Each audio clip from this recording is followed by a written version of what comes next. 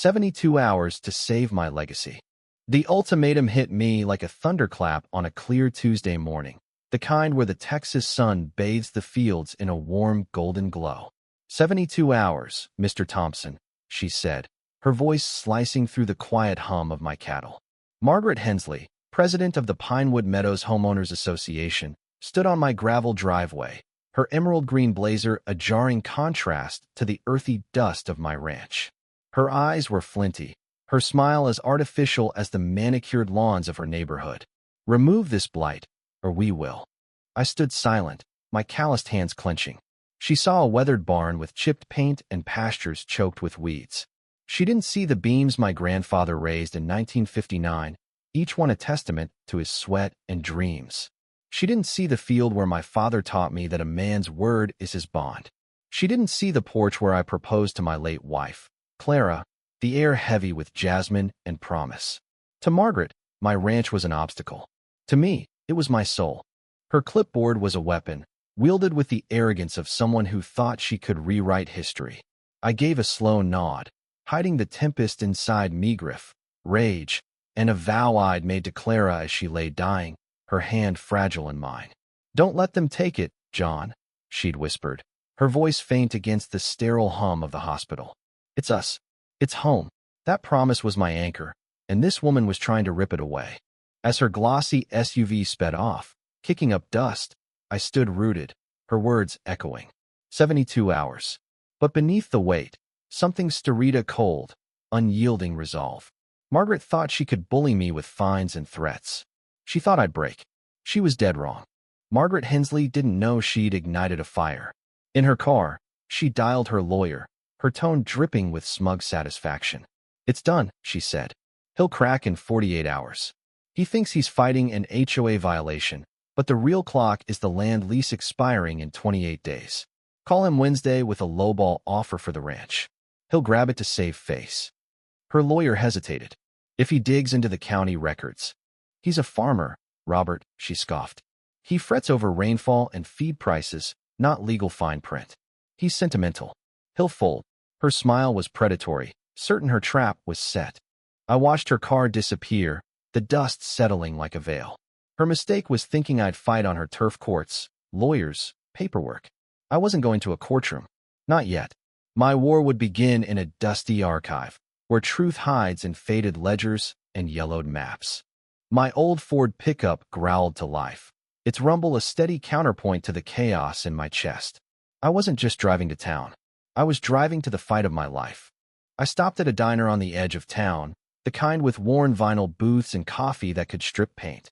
I needed a moment to channel the raw fury into a plan. My phone buzzed a text from an unknown number. "Be careful, John. She's been asking strange questions about your land, talking about a big community project." It was Lisa Carter, a schoolteacher from Pinewood, who always offered a kind wave. Her cryptic warning confirmed my gut instinct. This wasn't about my barn's paint or my grass. It was about conquest. The county courthouse smelled of old paper, floor wax, and time. I approached the records counter, my heart a steady drum. "I need the plat records for Pinewood Meadows," I said. The young clerk frowned, tapping her keyboard. "That's odd. The digital file's corrupted, and the physical one's not in its slot." My blood ran cold. This reeked of Margaret's handiwork. Had she or her lawyer already tampered with the evidence? A voice broke through. "John Thompson, is that you?" Evelyn Harper, a clerk who'd known my dad, emerged from the back, her silver hair pinned in a bun. "You look just like him." I explained my bind, and her eyes narrowed. "This new digital system loses things," she muttered. "But the old ways don't forget." She vanished into the archives, a labyrinth of shelves and bound volumes. 15 agonizing minutes later, she returned, blowing dust off a rolled-up tube of paper. "Misfiled under Cedar Hollow," the old name before those developers rolled in. I unrolled the map on the counter, my hands trembling. There it was, in dense legal text. Pinewood Meadows sat on a 50-year land lease from Grayson Farms LLC, expiring June 30th, 2025. Today was June 5th. They didn't own the land, not Margaret, not a single resident in that rule-obsessed suburb. They were tenants, and the landlord was Henry Grayson, a rancher with a reputation as unyielding as the Texas plains. He owned half the county, despised corporate types, and loathed HOAs most of all. I snapped a photo of the document and dialed Henry's number. His gruff voice answered. "Thompson, what do you want?" "I'd like to discuss the Pinewood lease," I said. A long pause. "My place. 1 hour." The line went dead. Henry Grayson's ranch was a world apart from Pinewood's pristine lawns, raw, sprawling, real. His stone and timber house looked built to outlast empires. He met me on the porch, a tall man in his late 70s, his face carved by sun and time, his handshake like oak. "Coffee?" he asked, leading me to a study lined with leather books, antique maps, and the faint scent of wood smoke. I didn't waste his time. I told him about Margaret's 72-hour ultimatum, her scheme to force me out, and her calls to his office about the lease. His jaw tightened as I spoke. "That woman's been pestering me for weeks," he growled. "Wants to buy the land when the lease ends. Says it's for their community's future. And I've got another offer, big money from a city law firm, some anonymous investor." My heart sank. Margaret's accomplice, no doubt. "So, John," Henry said, leaning forward, his eyes sharp, "why should I sell to you? I've got 2 buyers offering more than a sane man would pay." This was the moment. He wasn't asking about my bank account. He was testing my soul. "Sir," I began, my voice steady, "those buyers see a profit margin, a line on a spreadsheet. I see a buffer to protect my ranch, a way to honor a promise I made to Clara. She loved this land, poured her heart into it. Margaret and her kind think they can bulldoze anything that doesn't fit their sterile vision. They don't respect the history, the roots. If I own that land, I'll manage it as a steward, not a dictator. I'll be a neighbor who respects boundaries, not one who erases them." Henry studied me, his gaze unyielding. The only sound was the tick of a grandfather clock. Then a slow smile spread across his weathered face. "Best damn reason I've heard in years. You've got a deal." We shook hands, his grip as solid as the land we stood on. "My lawyer will have the papers ready by Tuesday. And John makes sure that Hensley woman learns what real authority means."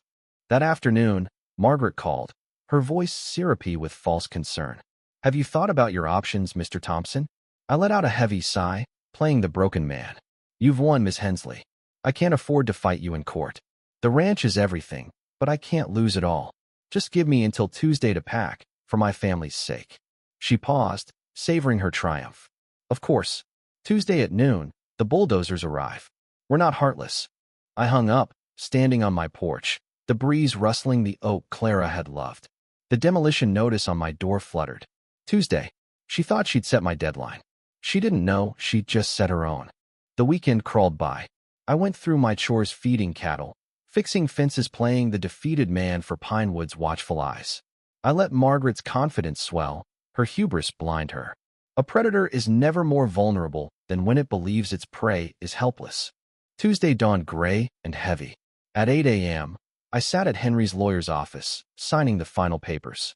"You own 240 acres, John," the lawyer said, handing me a folder thick with the deed and 58 lease termination notices. It felt heavier than any tool on my ranch, not just paper, but power. "Good luck," he said with a handshake. "Give him hell." I drove to the ranch, spotting the circus from a half-mile away. A yellow bulldozer parked near my fence, a news van with its antenna up, and a crowd of Pinewood residents, their faces a mix of curiosity and smugness. At the center was Margaret, in a crimson suit that screamed victory, gesturing at my home for the camera as if it were already dust. She was in her element, the queen of her domain. I parked and stepped out, folder in hand. The crowd quieted. "Mr. Thompson," Margaret called, her voice loud for the camera, "glad you're here. We're about to begin site prep. Thank you for cooperating for the community's sake." Lisa Carter and Tom Nguyen, an accountant, stood in the crowd, looking uneasy. Lisa gave me a worried nod. I walked toward Margaret, stopping a few feet away. The cameraman zoomed in. "Ms. Hensley," I said, my voice calm but carrying, "before you start, there's a legal matter to address." I handed her an envelope with her name typed neatly. She took it, a flicker of confusion in her eyes. "What is this?" she snapped. "A community update," I said. "Open it." She tore it open, her confidence faltering as she read. Her face drained of color, her mouth falling open. "This can't be right," she stammered. "What does it say?" Tom called. "Our land lease is terminated," she whispered. Murmurs rippled through the crowd as residents opened their own envelopes. Panic erupted. "We own our homes." Margaret protested, her voice shrill. She rallied, forcing a brittle laugh. "A desperate stunt, Mr. Thompson. My lawyer filed an injunction to block any sale, and Mr. Grayson gave us a verbal right of first refusal. This won't hold up." I let her words hang, then reached into my folder. "A verbal agreement, Miss Hensley? That's a bold claim." I pulled out a notarized affidavit. "This is from Mr. Grayson, signed yesterday." I read aloud. "I have never offered any right of first refusal to the Pinewood Meadows HOA or Margaret Hensley. Her harassment of my neighbor, John Thompson, and her attempts to seize his property are deplorable and against our community's values." A collective gasp rose. Margaret looked like she'd been slapped. But I wasn't done. I unfurled architectural plans Lisa had tipped me about. "You've all heard about Ms. Hensley's community project for my land once my home was gone." I held the plans high. "Does this look like a community center or a 5-bedroom mansion with a pool and 3-car garage?" The crowd stared, then erupted. "You lied," Tom shouted. "You used our dues for your own house." Residents waved their notices, their anger turning on Margaret. The reporter fired questions she couldn't answer. The bulldozer crew began packing up. Margaret stood frozen, her empire crumbling. My ranch was safe. Clara's promise was kept. I raised a hand, silencing the chaos. "My fight wasn't with you," I said, meeting their eyes. "It was with a leader who betrayed your trust. You can pay $5,000 a month, leave, or elect new leadership. Prove Pinewood can be run by good neighbors, and I'll negotiate fair leases."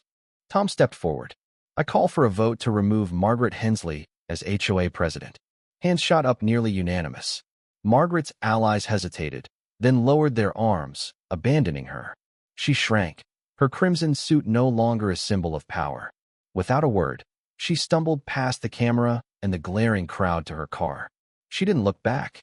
The next evening, Lisa Carter and Tom and Gwen, the new HOA leaders, sat on my porch under a lantern's glow. "We're sorry, John," Lisa said. "What Margaret did was wrong, done in our name." "I know it wasn't you," I said. "Let's fix this." For 3 hours, we pored over numbers property taxes, road maintenance costs, their budgets. I didn't want to gouge them. I wanted fairness.